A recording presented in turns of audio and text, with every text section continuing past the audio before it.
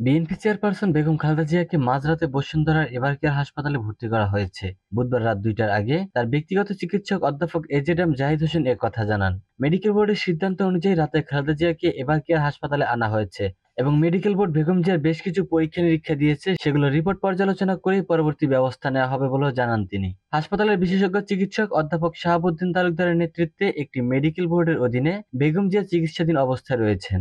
৭৯ বছর বয়সী বেগম জিয়া দীর্ঘদিন লিভার সিরোসিস, হৃদরোগ, ফুসফুস ও কিডনি জটিলতা, আর্থারাইটিস, ডায়াবেটিস সহ বিভিন্ন জটিলতায় ভুগছেন তিনি। লিভার সিরোসিসে আক্রান্ত বিএনপির চেয়ারপারসনের রক্তনালীতে অস্ত্রোপচার করা হয় ২০২৩ সালের ২৭ অক্টোবর। তখন যুক্তরাষ্ট্র থেকে ৩ জন বিশেষজ্ঞ চিকিৎসক এনে তার রক্তনালীতে অস্ত্রোপচার করা হয়েছিল।